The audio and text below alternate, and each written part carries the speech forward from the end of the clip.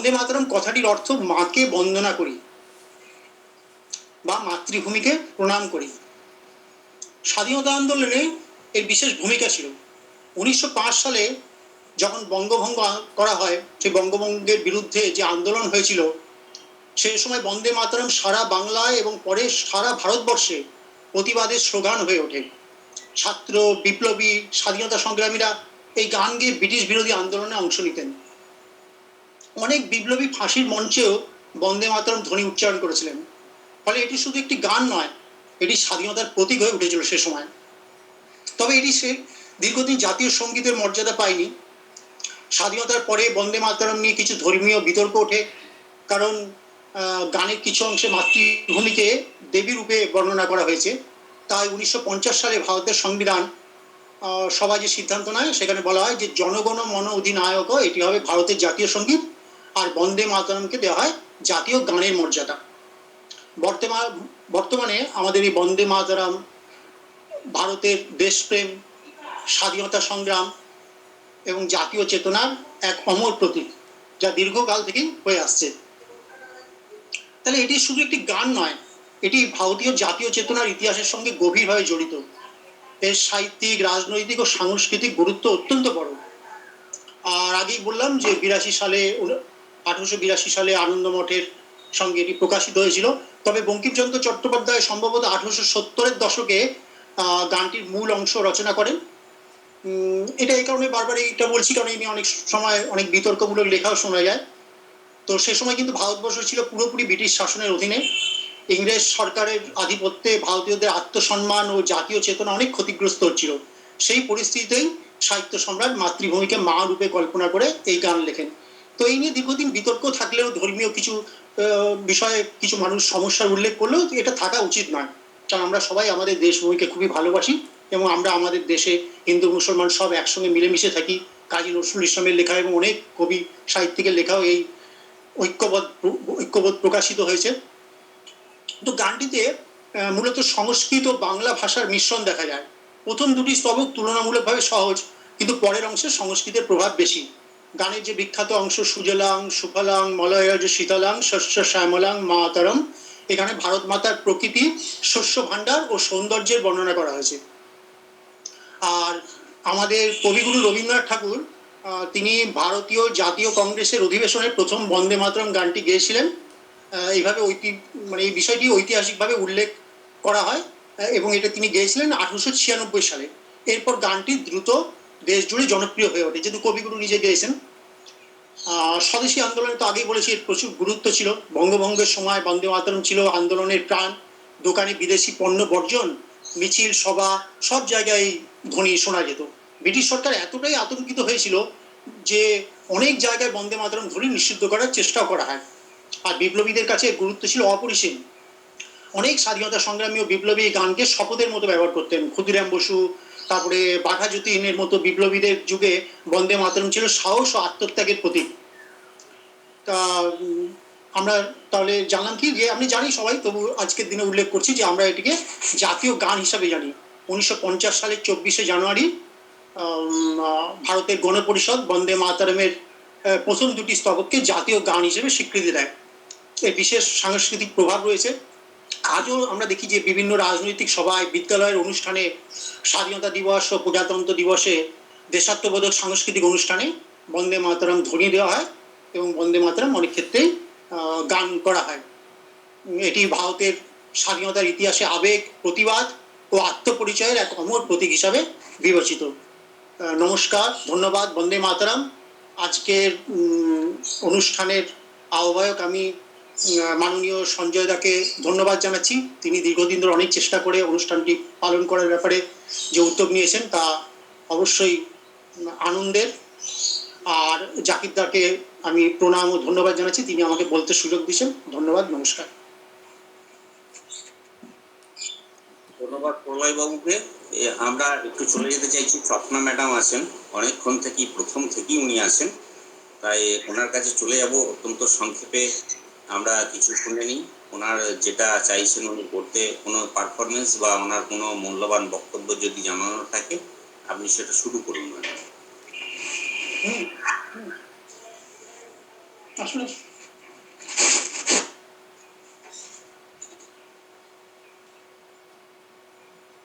আসলে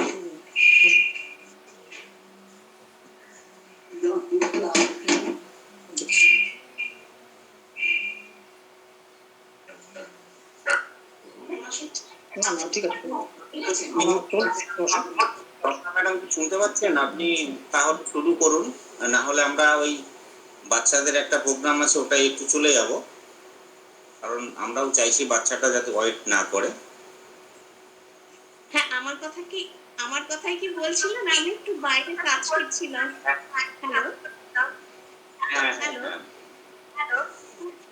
না না, তন্দ্রা ম্যাডাম, আমি স্বপ্না বলে কেউ একজন আছেন, হ্যাঁ, ওনাকে বলছিলাম, উনি হ্যাঁ। চাইলে বলতে পারেন। অন্যথায় আমরা ওই যে বাচ্চার প্রোগ্রাম আছে অনিমেষকে বলবো, অনিমেষ বাচ্চাটিকে সুযোগ দেওয়া হবে। আমার কথা কি তাহলে শুনতে আমরা ওকে পাচ্ছেন? ডেকে নিচ্ছি। বকুল বকুল দাস, বকুল দাস। হ্যালো? হ্যালো?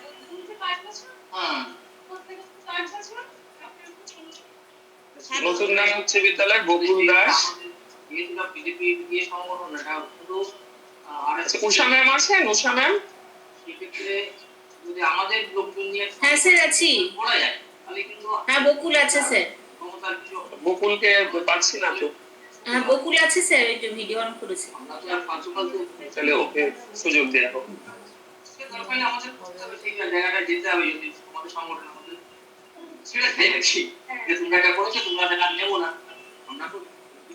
বকুল স্টার্ট।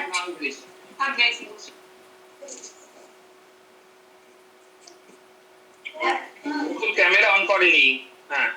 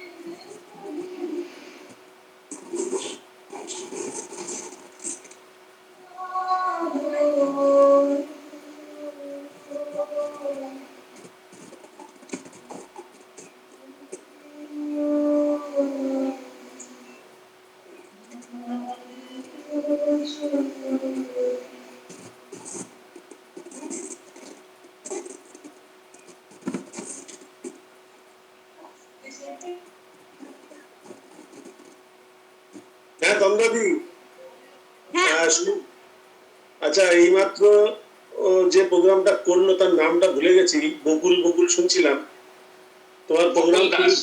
হ্যাঁ বকুল দাস, প্রোগ্রামটা খুবই ভালো হয়েছে বাবা, নাচটা খুবই সুন্দর হয়েছে। তুমি চেষ্টা করে যাও, আমরা এরকম মাঝে মাঝে অনেক প্রোগ্রাম করব এবং তোমাকে কিন্তু সেখানে নাচ দেখাতে হবে। খুবই ভালো হয়েছে, তোমাকে অনেক ধন্যবাদ। দিদি আপনি কিছু বলবেন দিদি? তন্দাদি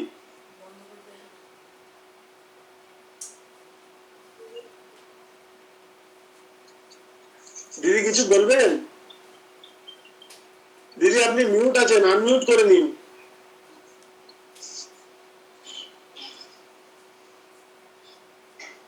শোনা যাচ্ছে? শোনা যাচ্ছে। হ্যাঁ শোনা যাচ্ছে। আচ্ছা, আমি একটা নজরুল গীতি গাইতে চাই, যেহেতু আজকে রবীন্দ্র নজরুল জয়ন্তী দিবস পালন হচ্ছে, তা আধুনিক পর্যায়ের একটা নজরুল গীতি গাইতে চাই। তুমি সুন্দর তাই যে থাকি প্রিয়, সে কি মোর অপরাধ। তুমি সুন্দর তাই যে থাকি প্রিয়, সে কি মোর অপরাধ।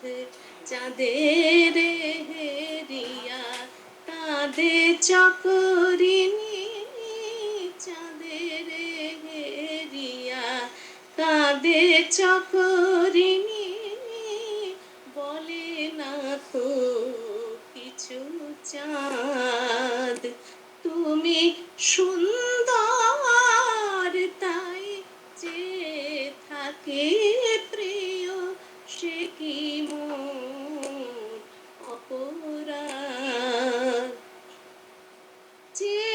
চেয়ে দেখি ফোটে যাবে ফুলে, ফুল বলে না তো সে আমার ভুল। চেয়ে দেখি ফোটে যাবে ফুলে, ফুল বলে না তো সে আমার ভুল। মেঘেরি ঝুরে চাতকিনি মেঘ করে না তো প্রতিবাদ। তুমি সুন্দর তাই যে থাকি প্রিয়, সে কি মোর অপরাধ। জানে সূর্যের পাবে না তবু অবুঝ সূর্যমুখী, চেয়ে দেখে তার দেবতারে, দেখিয়া সে যে সুখী। হেরিতে তোমার রূপ মনোহারে পেয়েছি আঁখি, ওগো সুন্দর মিটিতে দাও হে প্রিয়তম মোর নয়নের সেই সাধ। তুমি সুন্দর তাই যে থাকি প্রিয়, সে কি মোর অপরাধ। চাঁদের হেরিয়া কাঁদে চকরিনী, চাঁদের হেরিয়া কাঁদে চকরিনী, বলে না তো কিছু চাঁদ। তুমি সুন্দর তাই যে থাকি প্রিয়, সে কি মোর অপরাধ।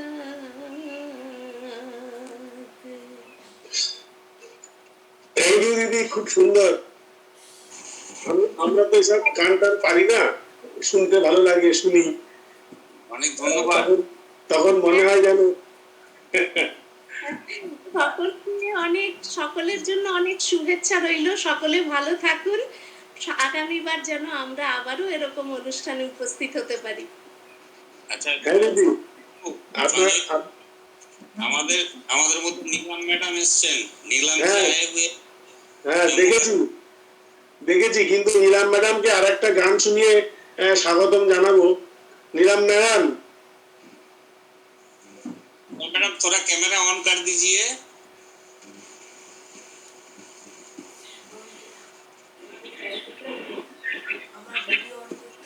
नीलम मैम,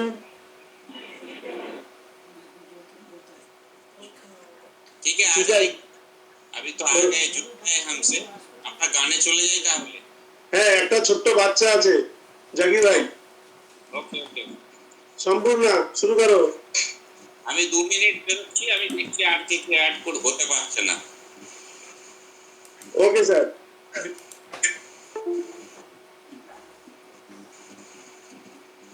সম্পূর্ণ শুরু করো।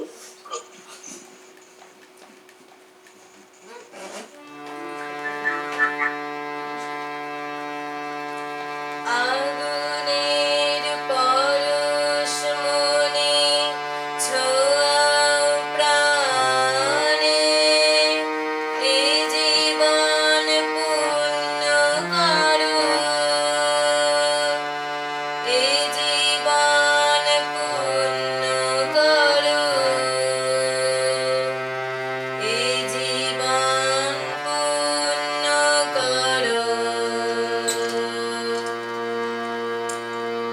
এ জীবন পূর্ণ করো দহন দানে, আগুনের পরশ মনে ছোঁয়াও প্রাণে,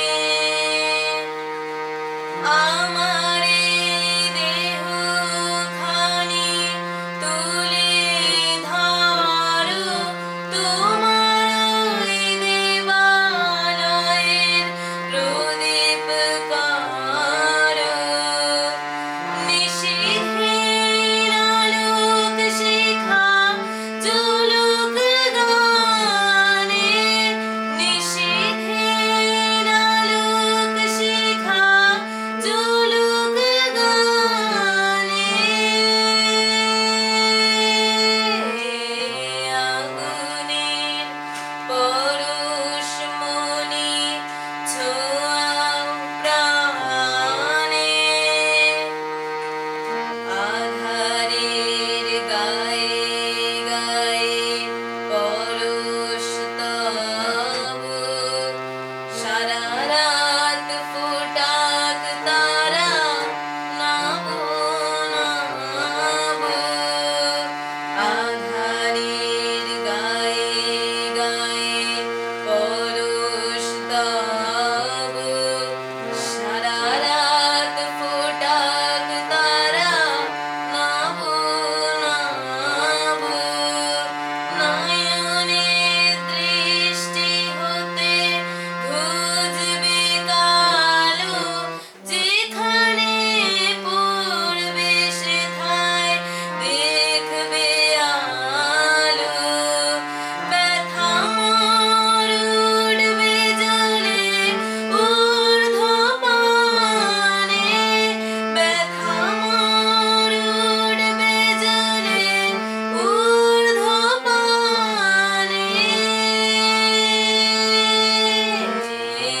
আগুনের পরশ মনে ছোঁয়াও প্রাণে, এ জীবন পূর্ণ করো, এ জীবন পূর্ণ করো, এ জীবন পূর্ণ করো। নমস্কার। জাকির স্যার ফিডব্যাক দিন যদি থাকেন, না হলে অনিমেষ স্যার ফিডব্যাক দিন। খুব সুন্দর পরিবেশনা হয়েছে। আর আরো সুন্দর হবে আগামী দিনে, এবং আমরা আগামী দিনে আবার পাবো তাকে কামনায় রাখছি। তার জন্য থাকছে অনেক শুভেচ্ছা। আমাদের যারা আছেন তার মধ্যে ম্যাডামজি কি আছেন না বেরিয়ে গেছেন দেখা যাচ্ছে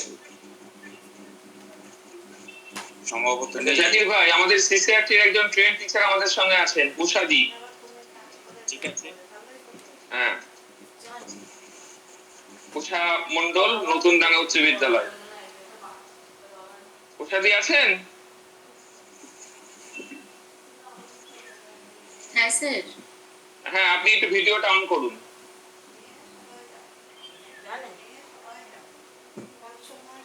প্রলয় স্যারকে বলবো, প্রলয় স্যার আপনি ক্যামেরার কাজটা একটু মুছে নিন, আপনাকে দেখা যাচ্ছে না। উষা ম্যাম, আপনাকে স্বাগত। আপনি তো প্রথম থেকেই রয়েছেন। সঞ্জয় দা, উষাদির সঙ্গে আপনার আগে আলাপ হয়েছে কিনা আমি জানি না। যাই হোক, আগে হয়নি দিদি, নমস্কার। স্যার আমি আপনাকে ফোন করেছি আগে, ও ফোন করেছি আগে। ও আচ্ছা, ঠিক আছে। সঞ্জয় বাবু আমাদের মেন্টর, আমাদের অভিভাবক, সবকিছু। প্রলয় স্যারের সঙ্গেও কথা হয়েছে আমার, আর অনিমেষ স্যারের সঙ্গেও কথা হয়েছে। আচ্ছা, উষাদি, আপনার উপরে মাইক্রোফোন ছেড়ে দিলাম। আপনার মতো আপনি অনুষ্ঠান পরিবেশন করুন। আমি স্যার দেখছি একটু পরে করছি স্যার, আর কিছু থাকে যদি। ওকে, তো যদি থাকেন স্যার, স্যার আচ্ছা। আসাম থেকে একজন আছেন, একজন বাচ্চা বোধহয় আছে একটা। আমাদের দেখুন আছে অভিজিৎ বাবু। সঞ্জয় দা, আপনি উষাদিকে সময় মতো ডেকে নেবেন তাহলে। অসুবিধা নেই স্যার, আপনি ওই আসামে একজন আছেন দেখুন, ওনাকে একবার একটু দেখুন। আচ্ছা, আসাম থেকে কে আছেন আমি তো বুঝতে পারছি না, আপনি দেখে নিন। করেছেন উনি। আসাম থেকে যে ম্যাডাম আছেন, যদি আপনি বাংলা বোঝেন তাহলে আপনি আসুন। বাবু আমাদের অভিজিৎ আছে, অভিজিৎ বাবু। অভিজিৎ শোনা যাচ্ছে? স্যার কল্পনা বড়ুয়া ম্যাডাম আছেন আসামের, উনি মেসেজ করেছেন স্যার একটা। আচ্ছা, তাহলে কল্পনা বড়ুয়া ম্যাডাম আপনি আসুন আমাদের সামনে, একটু পরিচিত হই। Good afternoon, sir. হ্যাঁ, গুড আফটারনুন। ভিডিও কি অন করা যাবে? Namaste. Sir, actually, my guru, Sapna Hazarika, she wants to play sitar from Rabindra Sangeet. Actually, she left already. I want to talk her, and after that, she play the sitar. Okay ma'am. आज का programme बहुत अच्छा हुआ। ठीक है ma'am, आप उनसे contact कीजिए तो वो आ Okay. जाए। आप Okay, अपना- okay. ठीक है, Okay. बहुत Okay, धन्यवाद। Thank you. মিতুল বাবু আছেন দেখতে পাচ্ছি, নিতাই বাবু আছেন। আপনারা যদি বলতে চান বলুন। অসীম বাবু আছেন, আর অভিজিৎ আছে, অভিজিৎকেও বলবো। সকলের কাছেই আমাদের অনুরোধ থাকছে, আপনারা আপনাদের সুচিন্তিত মতামত বা পারফরমেন্স যা চাইছেন সেটা করতে পারেন।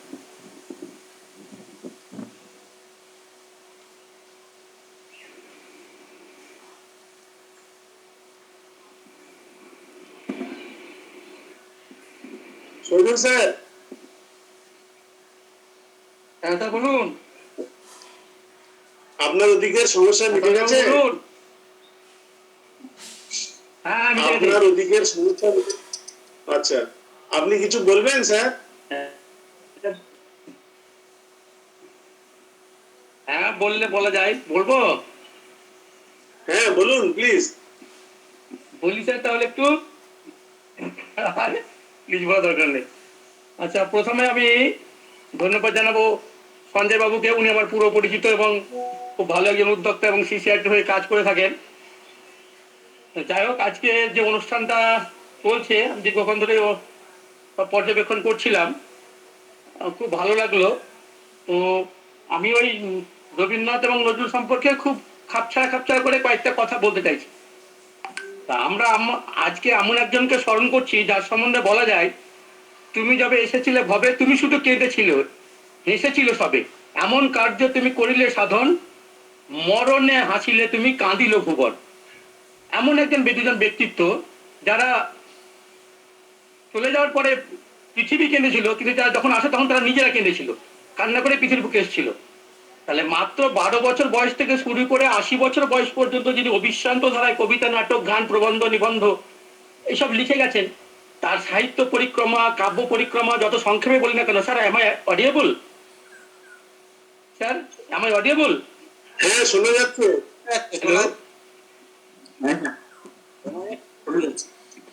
তার কাব্য পরিক্রমা যত সংক্ষেপে বলি না কেন, তা শুধু বেড়েই যাবে। সাহিত্যিক রবীন্দ্রনাথ, দার্শনিক রবীন্দ্রনাথ, শিক্ষাবিদ রবীন্দ্রনাথ, গীতিকার রবীন্দ্রনাথ, সুরকার রবীন্দ্রনাথ, এই সবগুলো নিয়েই কিন্তু কাদম্বিনী দেবীর আদরের রবি ঠাকুর, যার উদ্দেশ্যে তিনি এক সময় লিখেছিলেন বউ ঠাকুরের উদ্দেশ্যে, চরণ ধরিতে দিও গো আমারে, নিও না সরাইয়ে, খলিত শীতল কামনারও ভার, বহিয়া বহিয়া ফিরি কত আর। এই গানটা তিনি বউ ঠাকুরের উদ্দেশ্যে যে রবীন্দ্রনাথ লিখেছিলেন, সেই রবীন্দ্রনাথ নাগরিক জীবন বহির্ভূত উদার পল্লী প্রকৃতির মধ্যে নিজের প্রাণাবেগের স্বরূপ উপলব্ধি করার জন্য তিনি কিন্তু বিশ্বভারতীর দিকে আকৃষ্ট হয়েছিলেন, শান্তিনিকেতনের দিকে আকৃষ্ট হয়েছিলেন। প্রেমকে তিনি দেহ চেতনার অঙ্গীভূত করার ফলে তার মানসিক বিক্ষোভ হয়েছিল। সেজন্য তিনি একবার বলেছিলেন, নিভাও বাসনা বন্যী নয়নের নীরে।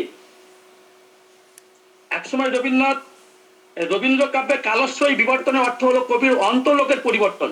ছোটবেলায় তার কবিতার মধ্যে দিয়ে, গানের মধ্যে দিয়ে, সুরের মধ্যে দিয়ে যে ধারণা প্রতিফলিত হয়েছে, যত বয়স বেড়েছে আধ্যাত্ম লোকের দিকে ততটা এগিয়ে গেছেন। তিনি মনে করতেন যে আমাদের মানে পাঠ্যক্রমটা হবে সংস্কৃতির ধারক এবং বাহক। তার চিন্তা ভাবনা এরকম ছিল, আমার পাঠ্যক্রমটা এমনভাবে তৈরি হোক যে কাগজের কালো অক্ষরের কারাগারে, কালো অক্ষরের কারাগারে কাগজের কারাগারে বাধা পড়িয়াছে, কালো অক্ষরের শৃঙ্খলে কাগজের কারাগারে বাধা পড়িয়াছে, এই আমাদের পাঠ্যক্রম। এইটাকে তিনি না করে তিনি এটাকে মুক্ত করতে চেয়েছিলেন এবং তিনি বলেছিলেন যে আমাদের সংস্কৃতির বাহকটাই হোক আমাদের পাঠ্যক্রমটা। রবীন্দ্র চিন্তা ভাবনা নাই। নজরুল সম্বন্ধে একবার অনন্ত শঙ্কর রায় বলেছিলেন, খুব খাপছাড় আমি বলছি, যে ভুল হয়ে গেছে বিলকুল, আর সবকিছু ভাগ হয়ে গেছে, ভাগ হয়নি কো নজরুল। তো এপার বাংলায় যার জন্ম, ওপার বাংলায় যার সমাধি আছে, সেই নজরুলকে যদি বাংলাদেশের সঙ্গে ভারতে ভাগ করাও যায়, অনন্ত শঙ্কর রায় কথাটা কিন্তু যথোপযুক্ত। তিনি বলেছিলেন, ভুল হয়ে গেছে বিলকুল, আর সব কিছু ভাগ হয়ে গেছে, ভাগ হয়নি কো নজরুল। তা এহেন প্রতিভাকে আমরা যারা আজকে অনুসরণ করছি, অনুধাবন করছি, স্মরণ করছি, তো তাদের প্রতি যথার্থই আমাদের সম্মান শ্রদ্ধা নিবেদন করা হবে তখনই যখন তাদের চিন্তা ভাবনাকে আমরা বাস্তবতে প্রতিফলিত করতে পারবো। একই বৃন্তে, একজন স্যার দেখেন বললেন, একই বৃন্তে দুটি কুসুম, হিন্দু মুসলমান, মুসলিম যার নয়নমণি, হিন্দু তাহার প্রাণ। এই যে নজরুলের কথা আমরা বলছিলাম, এই যে রবীন্দ্রনাথের কিছু কথা আমরা বলছি, যে তার এক চক্ষু শীর্ণ সন্ন্যাসী, বৈশাখের রুদ্র খরতাপ, অন্য চক্ষু বর্ষার কাজের গাথার মধ্যে দিয়ে কবি কল্পনার অপরূপ সমাবেশ ঘটিছে। যখন তার খেয়াতরিণী যখন তিনি অকুলে ভাসলেন, সেই সময় তিনি বললেন, মানে সন্ত্রাসবাদের গোপন গুহায় যখন হচ্ছিল, বারুদ মানে পুঞ্জীভূত হচ্ছিল, সেই সময় তিনি খেয়াতরিণী অকুলে ভাসলেন, একুল থেকে অকুলে গেলেন। সেই মানবতাবাদী রবীন্দ্রনাথ তখন বললেন, দরদাম বেচা কেনার কথা আমি জানি না, বিবাহ করতে আসি, যে বিবাহ করিয়া যাইব। এই কথা রবীন্দ্রনাথ একবার বললেন তো নিরুপমা এতে, ওই নিরুপমা এতে। আবার তিনি আবার এক সময় কি বললেন, যে তখন ভুলে গেলাম আমি একজন সম্ভ্রান্ত বাঙালি, সেই যে কাবুলিওয়ালা, পিতা হিসাবে সেও পিতা, আমিও পিতা। তাই এই হচ্ছে দার্শনিক কথার প্রতিফলন। তারপরে এই যে মানবতাবাদী রবীন্দ্রনাথ, তারপরে দার্শনিক রবীন্দ্রনাথ কি বলছেন, সন্ন্যাসী সোনা আমি চাই না, আমি মুক্তি চাই, আমি আলো চাই, আমি আকাশ চাই, আমি বাতাস চাই। এই যে রবীন্দ্রনাথের এই ভাবনাগুলো, এইগুলো যেন আমরা বাস্তবে প্রতিফলিত করতে পারি, তাহলে আমাদের রবীন্দ্রনাথের প্রতি আমাদের মানে মানুষের ত্রিধা বৃত্তির মধ্যে, আমরা কি বলবো, আমাদের মানব জীবনে যে ত্রিধা বৃত্তি আছে, সংকল্প, অনুভব, এই অনুভব, চিন্তা, সংকল্প, অনুভব, এই অনুভব বৃত্তিটা যার যত সূক্ষ্ম অনুভব করে সে তত বড় মাপের মানুষ। তাই তিনি একসময় তার চিন্তা শক্তিটা, অনুভব বৃত্তিটা এতটা সূক্ষ্ম ছিল যে তিনি হয়েছিলেন রবীন্দ্র। তেমনি নজরুলের যে ধূমকেতুর মতো আবিষ্কার হয়েছিল নজরুল, সেই নজরুল যখন তার সেনাবাহিনীতে যোগ দিলেন, তখন তিনি দেশমাতৃকার হয়ে তিনি লিখলেন যে কান্দারি হুঁশিয়ার কবিতা। দুর্গমগিরি কান্তার মরুতুস্থর পারাবার লঙ্ঘিত হবে রাত্রি